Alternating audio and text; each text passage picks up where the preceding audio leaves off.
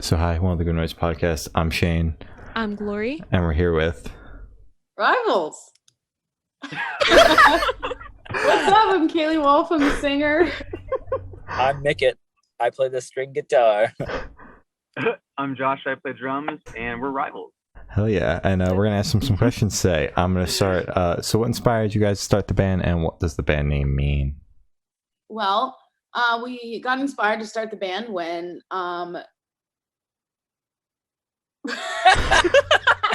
That's very inspiring. We were young and we were like, yeah, we're going to be famous. And then that, like 2% of that worked. got a small following on Twitter. I get about 50 likes a tweet. No big deal. Oh my god. Wow. Actually pretty good. Yeah, that's pretty good, yeah. We don't even get that. No. It's not. Twitter's hard. It like is. Some tweets will get like two tweets, 2 likes, and then others will get like my Paramore tweet, of course, was the first time I ever went viral. Oh. 5,000, no big deal. Wow. Whoa. Okay. All right. She retweeted it, so of course it was gonna. Oh my god. Yeah. Blow That's up, funny. yeah. All No right. big deal. And the band name. Oh, we're rivals. How did it I guess I didn't say that. We're rivals. No, I mean, like, why did you choose Like, Rivals? what The does band it name. mean? What does it mean? we know We you're know your rivals. name is Rivals. Sorry. It's okay. I got this. We didn't really have a reason for the name. It's just we Okay. kind of just chose a couple things that we liked, and then Mhm. Mickey and I have different versions. But essentially, a hat was involved and a hat wasn't involved, and we just chose one. Okay. It was Okay. a gamble. Yeah, Yeah. it's So, either that or What's that? Dreamers, and now Dreamers is actually a really big band. yeah. That's right. Funny how that works out. God damn. Go give him a Although cease it and was desist spelled letter. differently at one point. Okay. Yeah.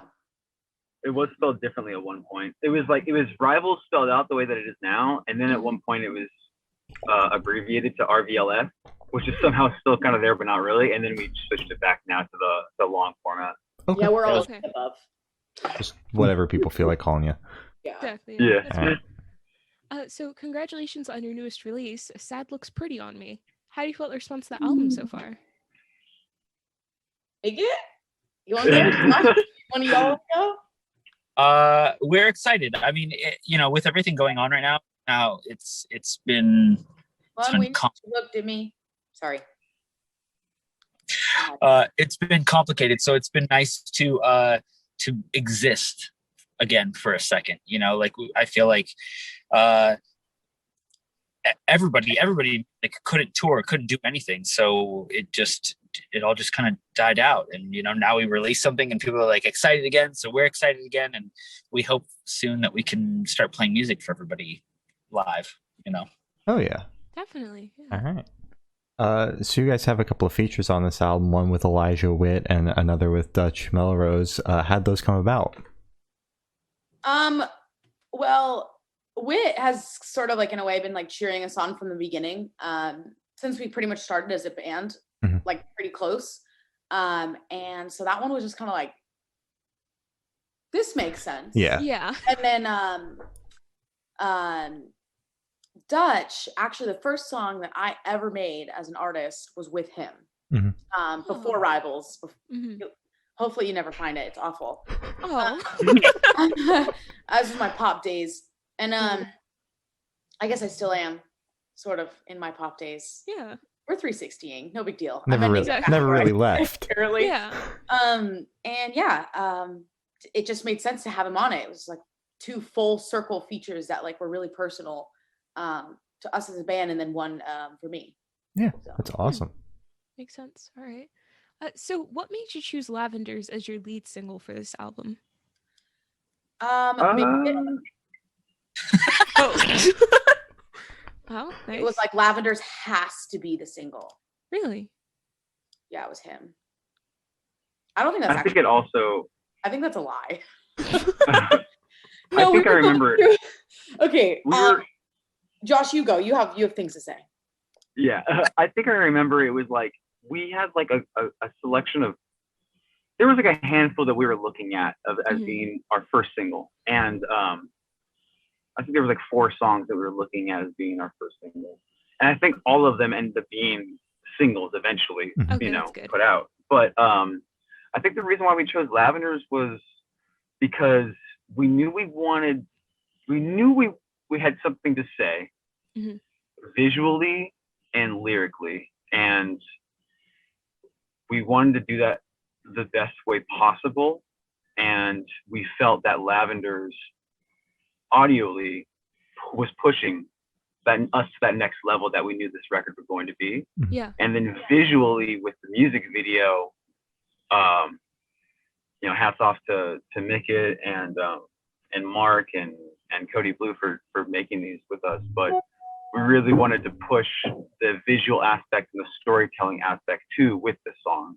Okay. And that's why there's like the extra imagery in there, like all the Beirut stuff, and just like, all the missing children, and just there was a lot of things that we wanted to say. We wanted our first single to be, hey, we're here, we have a stance, we have, we're rivals, we're here to show the world that like shit's messed up, and that's what this is about, Yeah. At least that was my idea of it. All right. So it was just the one that like you could get the most eyes on, like be the biggest. Yeah. Okay. I also felt like it was almost like the way that we ordered them was very like, okay, Lavenders probably sounds like the most like our old stuff.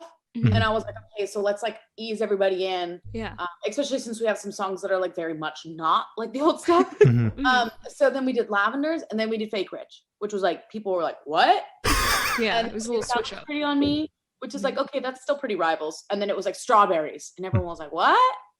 Yeah, it was a roller coaster. Yeah, and then we did Alkaline, which is very Rivals. It's like, I honestly would have put Alkaline on the Supernova EP if we had written it at that point. And then like we were like, okay, well, we're gonna drop the whole record, we change things, and just like kind of this like flip flop between like very typical Rivals sound to like, oh, this is like alternative rival sound. Okay. Alternative Rivals. Alternative Rivals. What was the idea behind like dropping so many singles for the album? I'm always curious when a band drops more than like 3 singles. COVID. Okay. Just bored? So I love singles. I think they're so much more lucrative. Yep. But like I also think that an album accompanying those is also very important. So it's something that I had wanted to do for this record forever. And our label was like, no, we're not doing that. Like, stop it. And I was like, oh. And then we were going to release last summer, and then COVID hit. So we were like, it was like end of summer. And I called my label, and I was like, guess what we're doing? And they couldn't say no, because it made the most sense. Like with everything going on with COVID, we were trying to like stretch the release out as long as we possibly could, because we didn't know what the heck was happening. And then so Okay. That makes sense. Finally got to live out your dream of dropping as many singles as possible. So you started a series looking up the lyrics on your YouTube channel. What was the inspiration behind that? I don't know, just wanted to tell people what the songs were about, like what was the vibe behind them, and like what like we were thinking when we had like originally like written them and stuff. And also partially because oh my god, Josh, sorry, side note, Josh, did you see Dogecoin's almost at 19 cents? Oh, I know. I'm looking at my Robinhood right now. I looked up and saw that, and I'm like, sorry, I'm looking at it right now. Wait, Dogecoin, as in like the? It was. I bought it for 4 dude. cents. It's at 19 right now. Oh, sorry. I might have to hop on that. I'm like literally don't know if I should sell right now. I'm like, I don't know. Josh, when he said, just texted the group chat. He's like, bro, Dogecoin's up to 18 cents. I'm at $1,100. Oh my god! Like, up $1,100. Yeah. God damn. I might need to invest in Dogecoin. Wow. Oh my god, crazy. Okay, sorry. Where was I before I rudely interrupted by my excitement of my investment? Dogecoin skyrocketing. It really is. That's crazy. Oh my god, amazing. Are you kidding me? So we made looking up the lyrics for the sake that it's nice to be able to hear from the band specifically, especially the singer who makes the lyrics, what the songs are about personally to them, instead of just the generalized idea that you get when you listen to it. Because I feel like a lot of times when people write songs, you really internally bias how you feel onto what the lyrics are of a song, and now you can be like, oh, this is what I thought it was about, and this is what it's actually about. Interesting. That's great that I took it in a different way, Yeah. Okay. I think it's very cool. I guess it also came out of the COVID boredom as well. Like if you guys were on tour right now, this wouldn't be a thing. Probably not. Okay. No. Okay. Internet content. So. Yeah. Mm-hmm. Yeah. So is there any meaning behind the album name? Did the track come first? Did the album come first? What's up with that? The string of words came first. I was at a bar with a friend of mine, and I was having a really bad time at that moment in my life. And Adrian from Assuming We Survive was with me, and he was like, he like came up to me and he blah, blah, blah, I got this. He came up to me and he was like, you know, I was like, the whole night I'd been like obviously depressed, and I was just kind of sitting there going. And he was like, he walks up to me, he goes, you know, at least that looks pretty on you. And I so quickly was like, can I have that? Let me write that down real quick. Yeah. And he was like, yeah, sure, go for it. And then I had that for like well over a year, just sitting in my phone. I was like, I have to make this work. Yeah. And getting Sad Looks Pretty on Me to work in a chorus was really difficult because, and it didn't work. Actually, technically, I should know how to make Sad look good on me. Mm-hmm.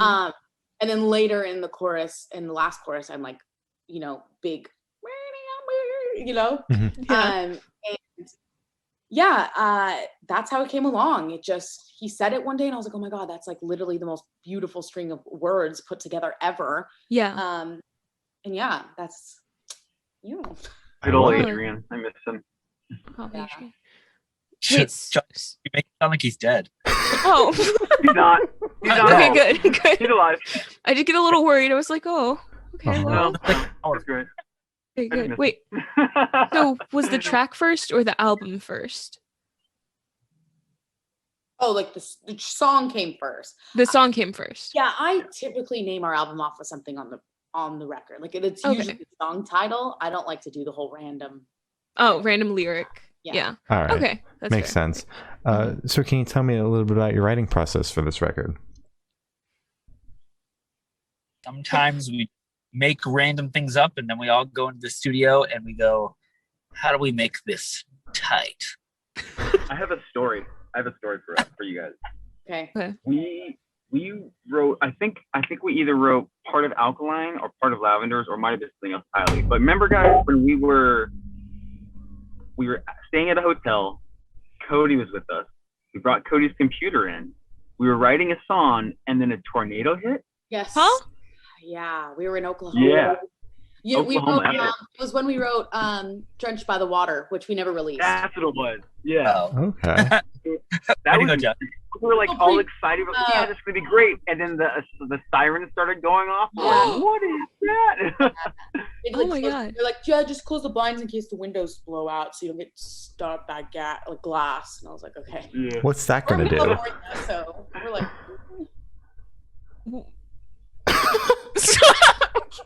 so okay. a tornado came. So that sums up the entire writing process right there. That was right. Yeah.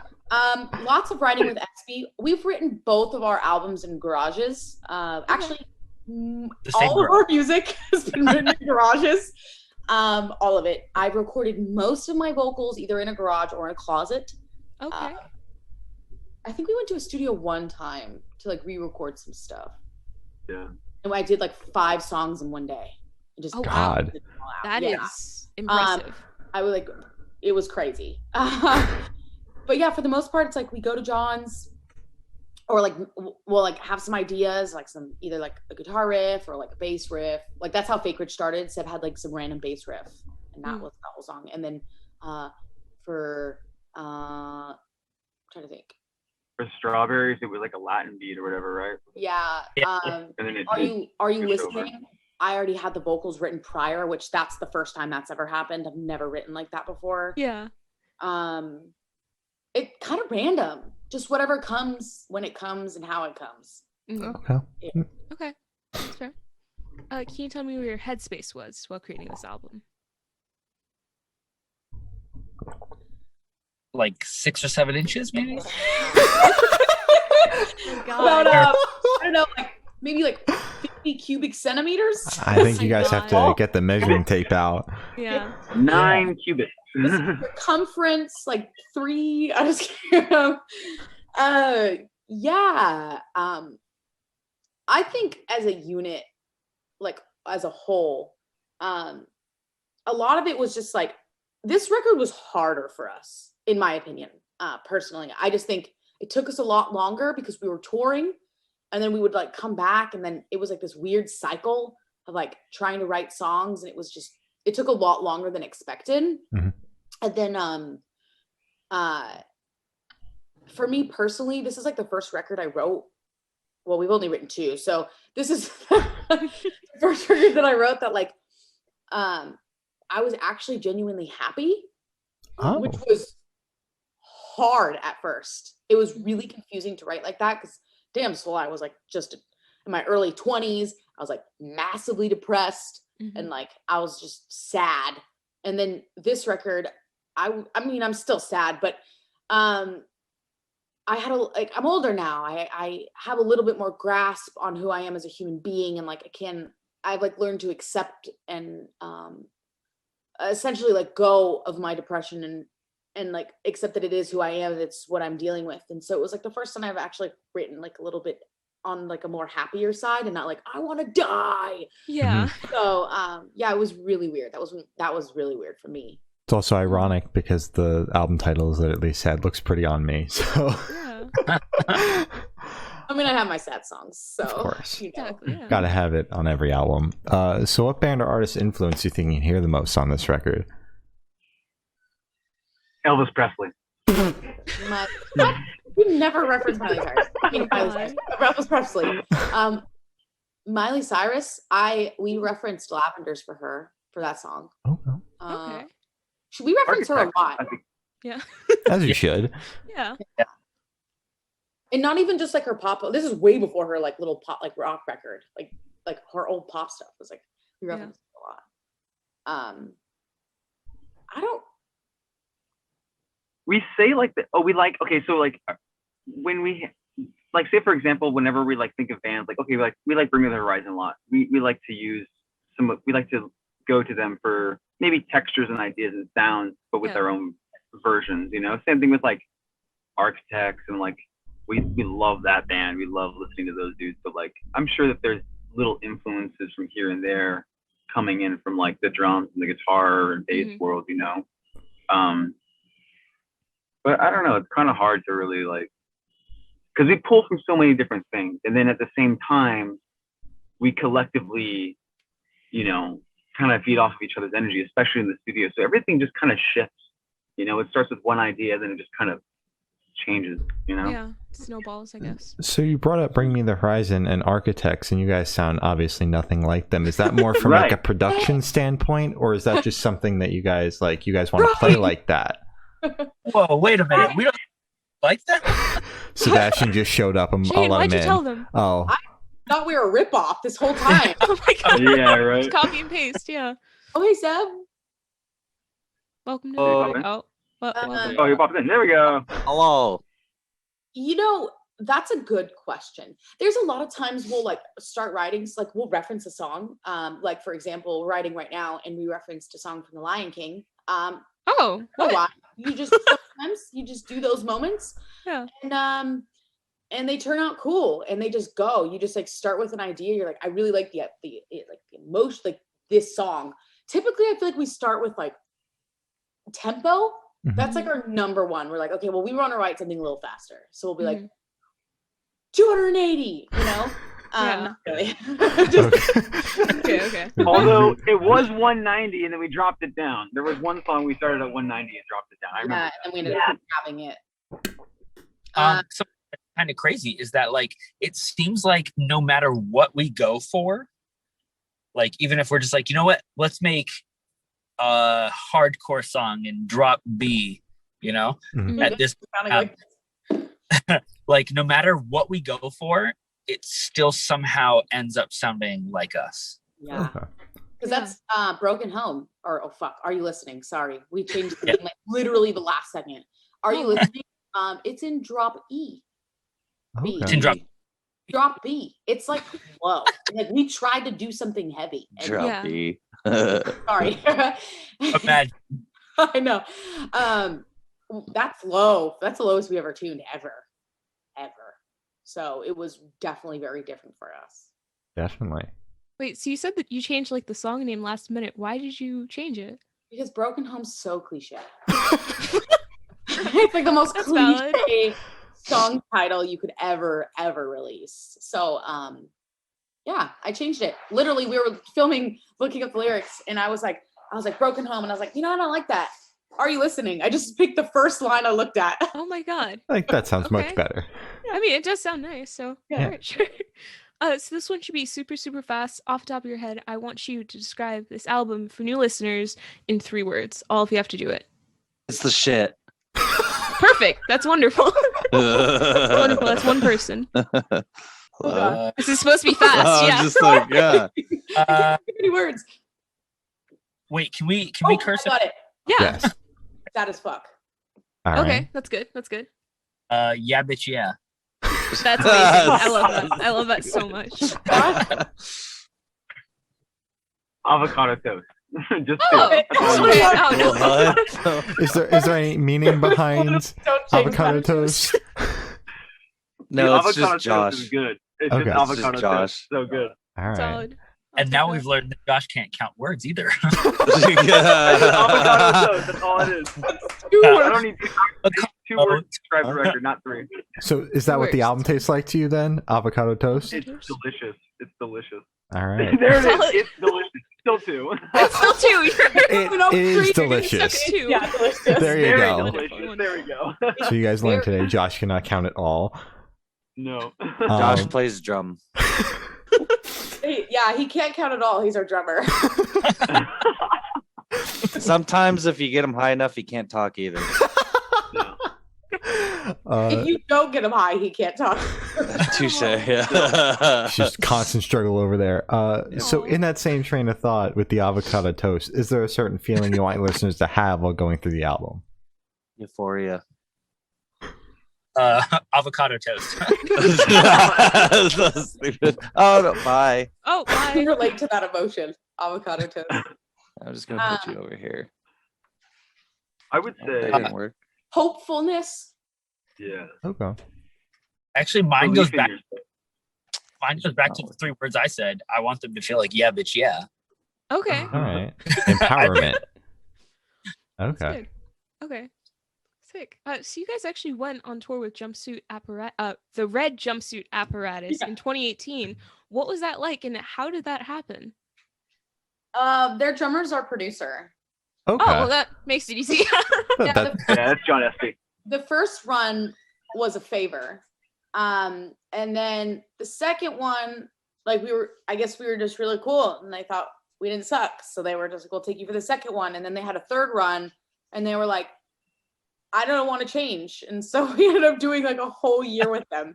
Oh my god. Yeah. So Yeah, yeah, that's it pretty was really great. That's awesome. It was an eye-opening experience for sure. Because those Definitely. guys have been doing it for so long, and Yeah.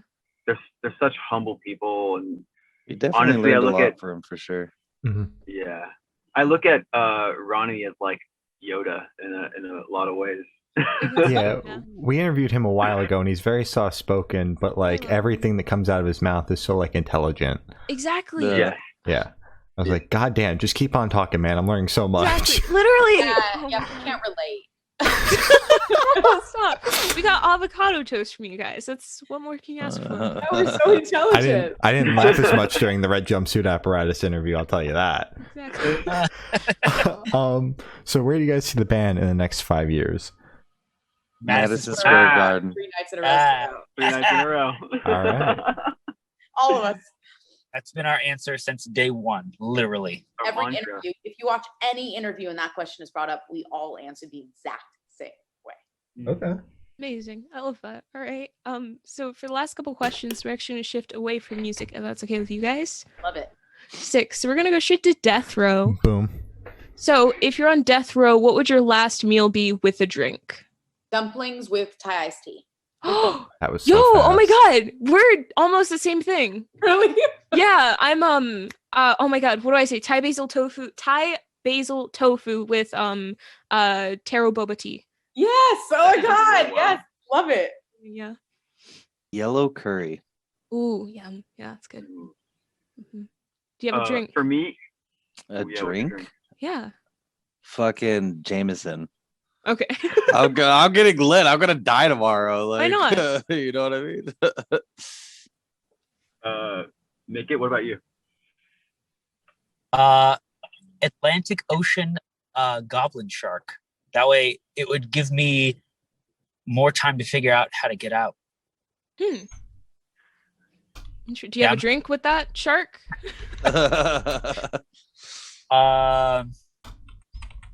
Space bananas. Okay. Yeah, Okay. you heard me. Yeah. That's what he calls it. Oh. It's banana. Can you imagine just? Oh my god. Okay, so we did a cruise, and him and I shared a room, and he had sex, and he he puts the thing on the doorknob, and I didn't get it. Oh no. And I was sock trying on the to open it, doorknob, but I was right? it locked, and I just pictured him walking, just me trying to open it. And he's like, "Space banana!" Space banana. Yeah. Wait, was it a sock? Wasn't it a sock? It was a sock. It's supposed to be a tie. Yeah. But, Oh, we don't wear those. yeah, I bring a tie to the cruise. Like, Okay, Josh, what's yours? I would say Avocado toast. yeah, right.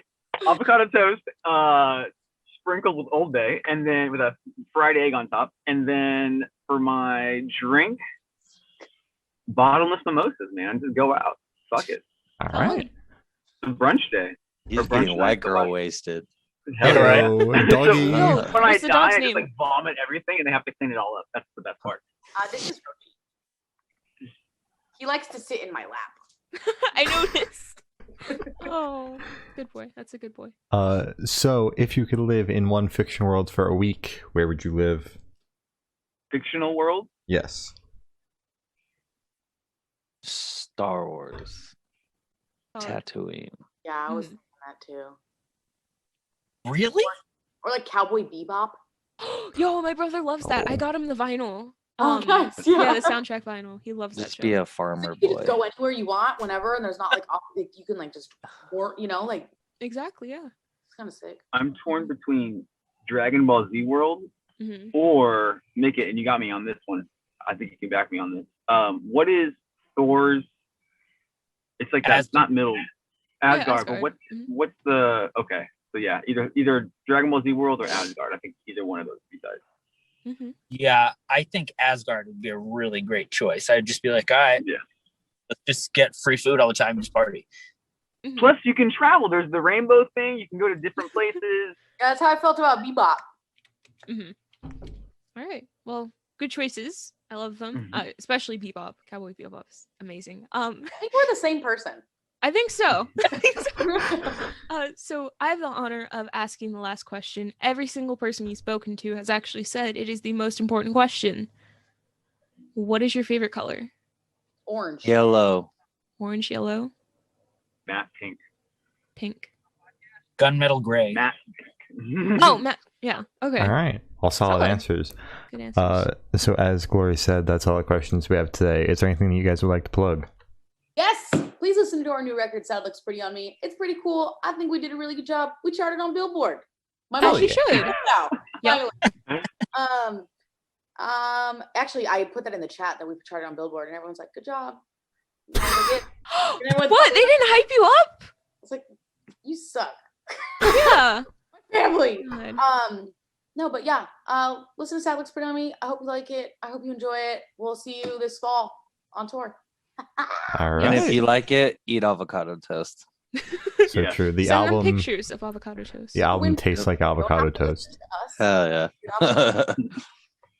All right. Solid. Well, thank you for sitting down with us, guys. It's been Rivals and We're the Good Noise podcast.